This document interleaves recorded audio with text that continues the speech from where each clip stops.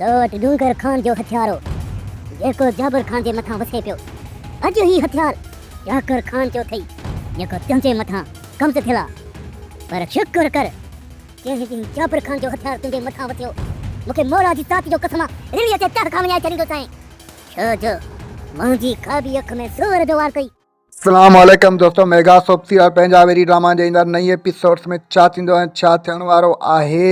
छा सावल खे वॾेरो चाकर खान छॾे ॾींदो, छा रूंडे ऐं जाबिर खान वारा पाण में हिकु थी वेंदा, छा जाबिर खान ऐं रूंडे वारा वॾेरे चाकर खान जी आज़माइश ते पूरो लहंदा। इन सॼी तफ़सीलात ॼाणण खां पहिरियां जेकॾहिं अव्हां असांजे यूट्यूब चैनल ते नवां आहियो त महिरबानी करे असांजे यूट्यूब चैनल खे सब्सक्राइब करे घंटी जे बटन ते प्रेस करे नोटिफिकेशन ते ऑल करे छॾींदा।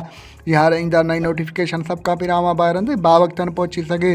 दोस्तो हाणे हलूं था पंहिंजी मेन ॻाल्हि ॿोल तरफ़। जीअं त मेगा सोप सीरियल पंहिंजा वेरी ड्रामा जे ईंदा नई एपिसोड्स में तव्हां ॾिसंदव त जाबिर खान ऐं रूंडे वारा वॾेरे चाकर खान जे चवण ते सावल खे खंभे ईंदा ऐं उन ते तमामु घणो तशदुद कंदा ऐं सावल खे जाबिर खान चवंदो त शुक्र करे चाकर खान जो हथु तुंहिंजे मथां आहे। जेकॾहिं मुंहिंजो हथु तुंहिंजे मथां आयो न, उन ॾींहुं कंहिं जेको आहे सो ध्यानु कंदमि। ॿिए तरफ़ तव्हांखे ॾिसण वटां मिलंदो त हसीना बेगम रूंडो ऐं जाबिर वारनि खे फ़ोन कंदी ऐं उन्हनि खे चवंदी तव्हां होशियारु थीजो, छो जो चाकर खान तव्हांखे आज़माइण वारो आहे।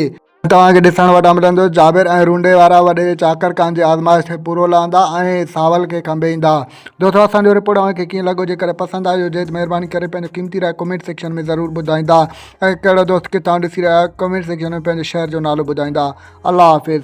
Thanks for the watching. Javed Ali जलालानी।